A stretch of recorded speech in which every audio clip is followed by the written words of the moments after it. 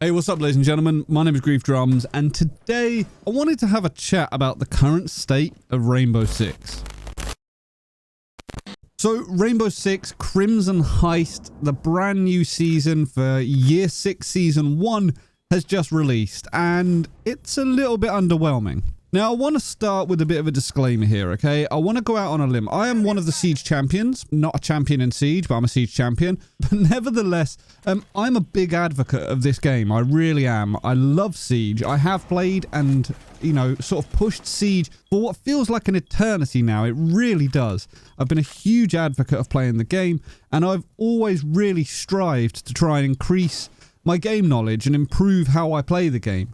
I've always tried to help others with the game, and I've always wanted the community to be the very best it can be. Now, obviously, that's not always going to be the case with Siege. We've had our moments, shall we say. Not just me in the game, but a lot of people in the game. There's been seasons where the meta has just been horrendous. There's been seasons of just pure stagnation, like back during Operation Health. But we have been through a lot as a community and as a game. I think together we have all been through quite a lot now. We've had these moments though where the community sort of latch onto something and just don't let go. Do you remember Bartlett? Bring back Bartlett, or give us Bartlett and all that kind of stuff. Buff Blitz is another one in which the community thought it was a really good idea to buff Blitz. Yeah, what were we thinking? I don't understand that. I really don't. Almost the second it came out, everyone went, whoa, this was a mistake. But nevertheless, the community has always been very, very vocal for Siege, and quite rightly so. You know, there's times when you experience something in the game that, quite frankly, doesn't sit right or doesn't work very well. And the community being as vocal as they are has enabled Siege to continually morph and grow as a game. But with everybody being vocal, it also means that not only does the positive aspects come out, but also the negative aspects come out as well. If there is something not quite right with the game, people will sing it from the mountains. They will shout it and make sure that every single person knows exactly how they feel. And I want to start by saying there's nothing wrong with that. There is nothing wrong with criticizing the game. That's exactly what I intend to do today. But what I do want to do is I want to take a step back, and rather than just shout about how the devs need to fix the game, I want to explain my thought process for all of this kind of stuff. Now, just lately, it has seemed that more and more people have been increasingly vocal about the fact that they're just fed up with playing Siege. They've hit a limit, they've either stopped playing entirely, or they're slowly getting into this phase where they're saying, I'm really struggling to play this right now. I'm not having a good time, and I think I need to take a break. This has always been the case. I myself have taken breaks from Siege every now and then. If you're playing the same game continually for 6 years, you're going to get bored of it. And when it comes to a game like Rainbow, it's very much a case of you don't just sort of dabble in it. You give it your all, and you play it 6-7 times a week for hours on end every single night. I mean, I myself have done that for years now. Every single night I would get back and I'd be like, right, I can't wait to get on with the lads. We'll go and play some ranked. You know, we maybe just play some unranked and just have a good night and have some fun. But right now, I myself, I'm kind of agreeing with a lot of other people in which I'm just feeling really burnt out with the game. And it's not even because I've played it too much, because I still find myself wanting to play the game. That is until I actually get onto it. When I load Siege up, I instantly sort of change from being really positive and happy to this sort of, well, no, that's a lie. I'm never that positive and happy. Those of you that are in my Twitch streams know that I'm actually kind of grumpy 90% of the time. But that's not the point. You're missing the point. We're getting off track here. The point is my mood changes the second I start playing and start encountering the bugs that have been there for 5-6 years. Now, when I first bought Siege, way back when it was very first announced and we saw the alpha trailer, I thought I was buying a tactical shooter. And maybe in the first season or two, it kind of was a tactical shooter. But I'm going to put a disclaimer out here. The game has morphed, the game has changed, and it has embraced the hero shooter. And there is nothing wrong with that. When Siege first released, sales weren't that good. And I think Ubisoft were ready to kind of dump it, honestly. I don't think they were ready to fully embrace what was about to happen. But nevertheless, the Pro League started up and the game started to get a bit of momentum. Now, it makes 100% sense for Ubisoft to fully embrace that shift, to move the game from a tactical shooter to a competitive shooter. because it really did bring in the community. It brought in a lot of viewership, and quite frankly, it sold millions of copies of the game, which is fantastic for the player base. Otherwise, you know, the few thousand people that were playing it on release would have put the game down by now because of the fact that no one else was playing it. The lobbies would have been dead. That wasn't the case, and we instead saw the game grow to huge levels, huge player bases.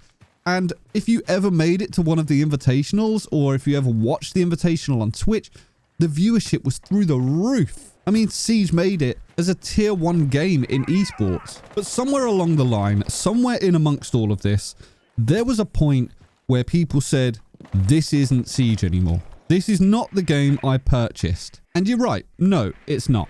It's had to morph, it's had to change, and it's had to embrace different aspects of communities coming in. You can't deny that we have had potentially a huge influx of what used to be COD players, and the subsequent impact that that had on the game has meant that within the first 30 seconds of most rounds now, at least 4 people are dead.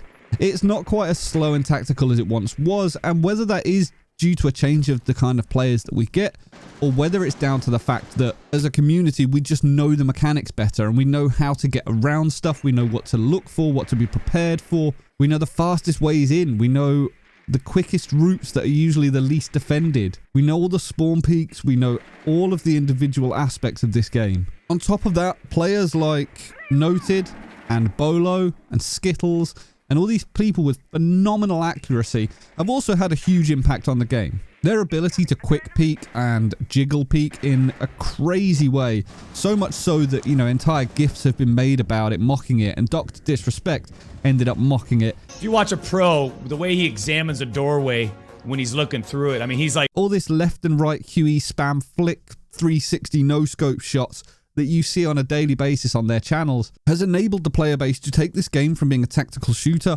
and turn it into essentially just a run and gun game with abilities. Now, the devs have tried their hardest to sort of stop this.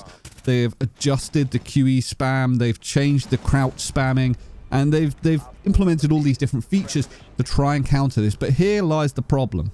It's never been enough.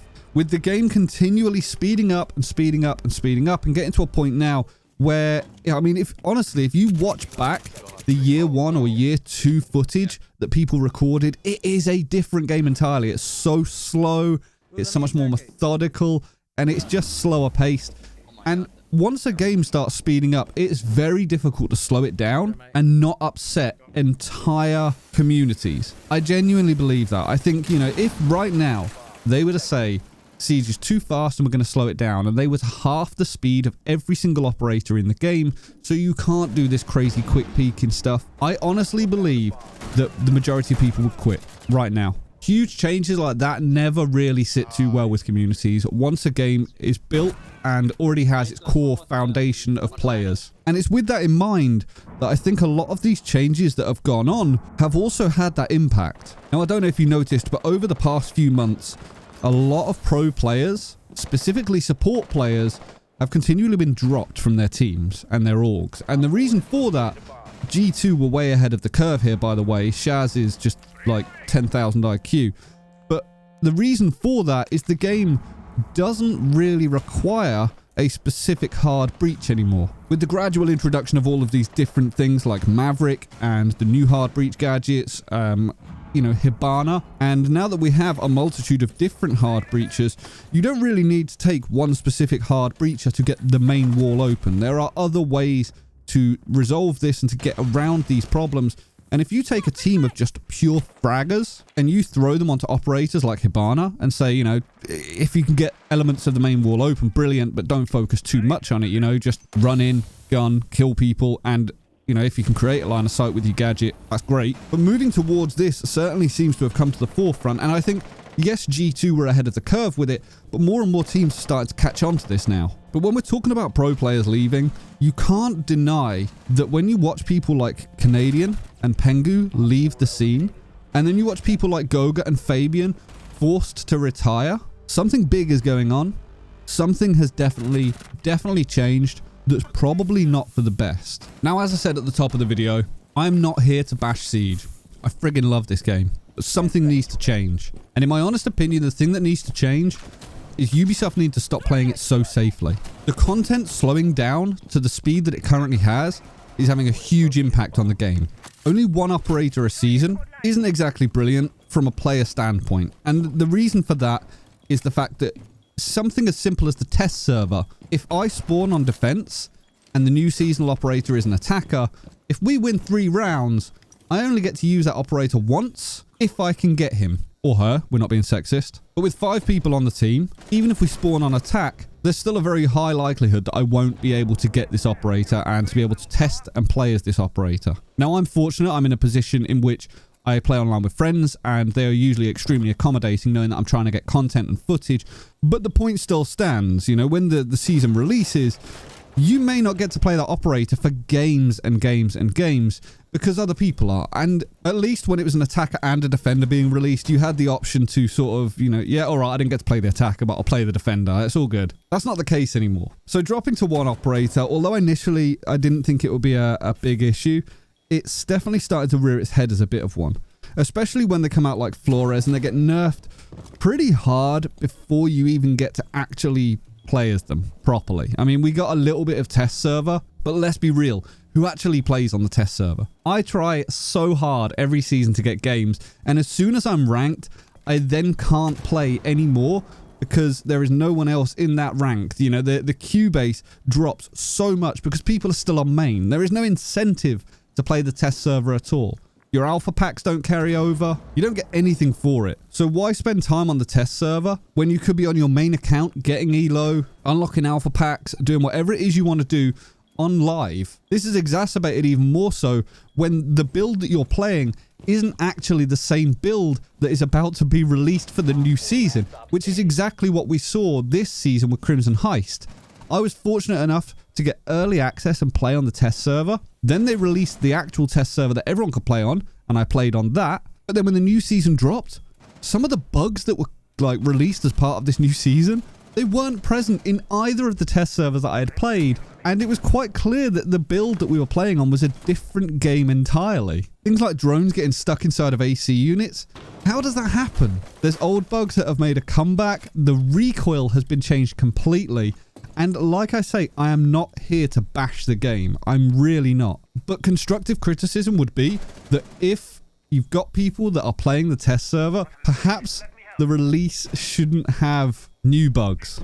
But anyway, I'm getting sidetracked here and I'm kind of going off on a bit of a tangent. So to cycle back to the main point that I'm trying to make, I don't feel that there is enough content. If we look at this new season that has dropped, the first season of the entire year 6. This should be a big transitional season, shouldn't it? The first season should always be a transitional season into the new year, into the new changes. We got Flores.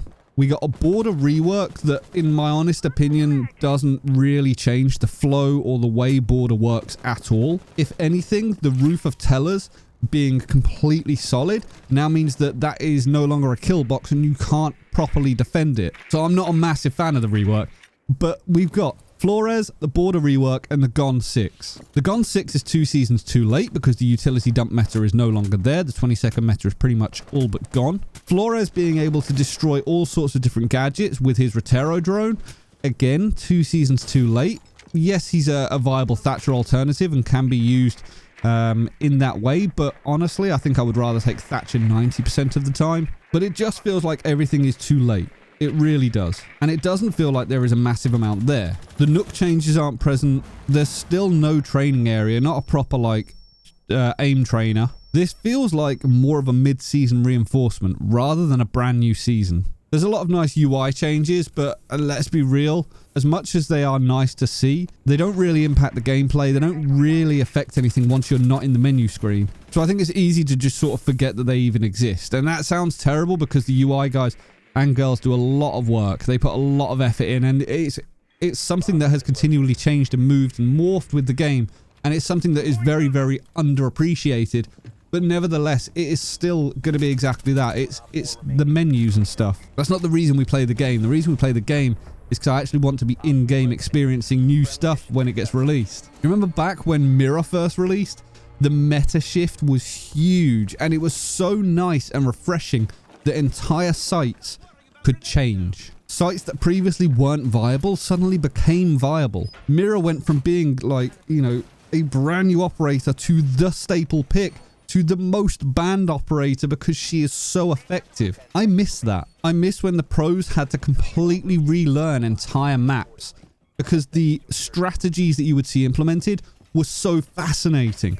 Whereas now it just kind of feels like you're just watching the same thing over and over and over again. But you want to know the best thing about Mira? It's the simplicity. It's so damn simple. It's not like a crazy complicated gadget. It's not like when Jackal was released and they showcased his video and he sort of had a visor and you think, okay, that's pretty cool. Oh, he can see footprints. Okay, that's pretty cool.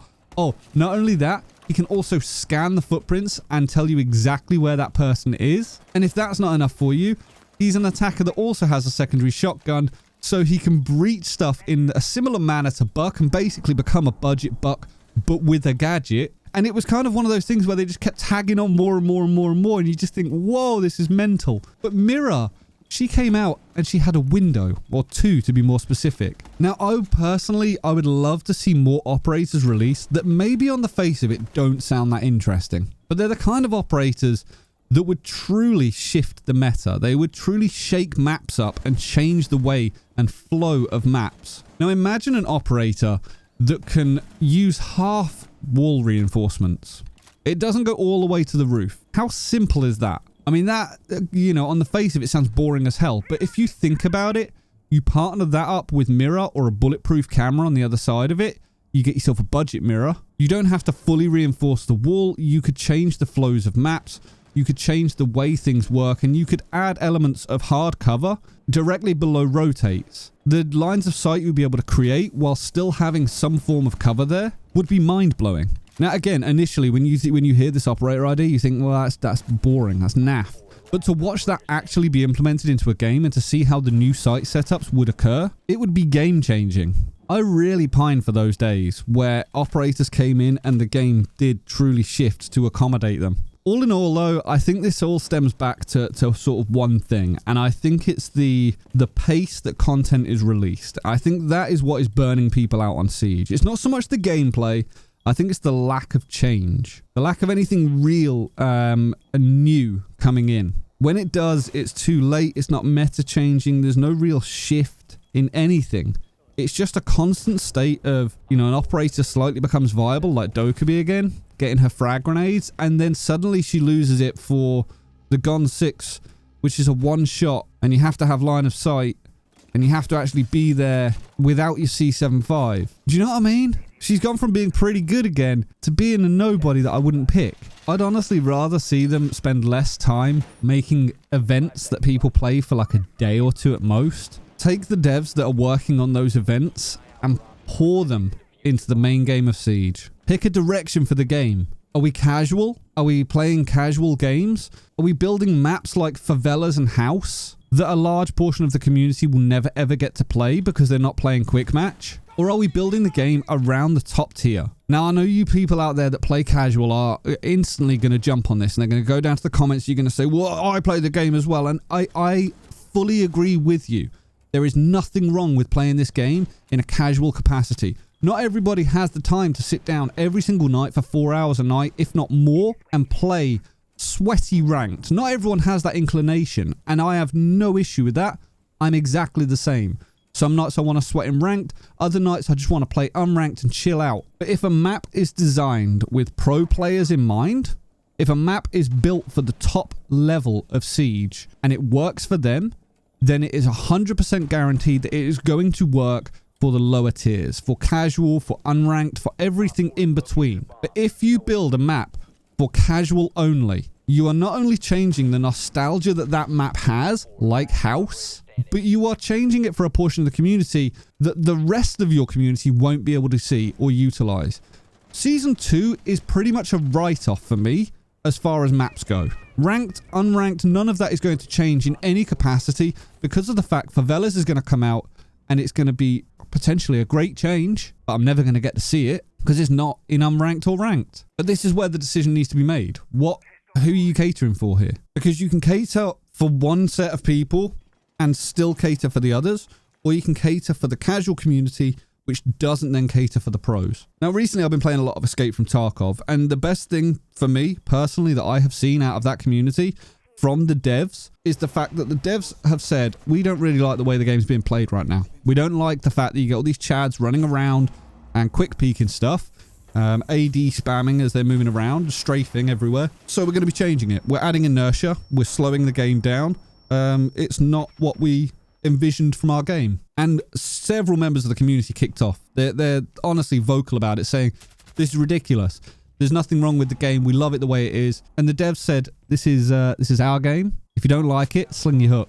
We have a vision for it, and we are prepared to push for that vision. Because you know the balls it takes to be able to say something like that? I think it's fantastic. I genuinely do think it's fantastic. I wish Siege would have done it a long time ago with more of the tactical realism elements rather than the Mozzie pizza skin and, you know, the Rainbow is Magic stuff. But you know what? A decision was made to take this in more of a casual manner, and like many games with Ubisoft, like Ghost Recon Breakpoint, they've done exactly that. They've catered to more of a casual market, and there's nothing wrong with that. It just unfortunately didn't really work for me. I appreciate I'm not the be-all and end-all. The game shouldn't be designed with just me in mind, but it's just one of those things where, you know, you either love it or you hate it, and personally for me, it just didn't work. But what I do want to see is I want to see more content. I want to see it faster.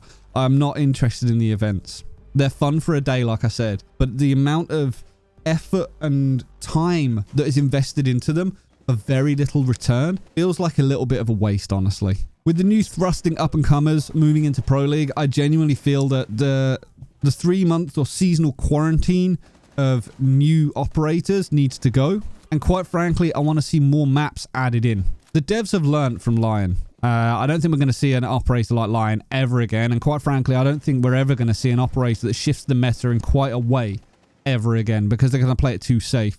But if they're playing it too safe, let's get rid of the 3-month quarantine and let's have the pros have to pick it up and run with it quickly. Let's really see what the new operators are about by watching it at the top level of play.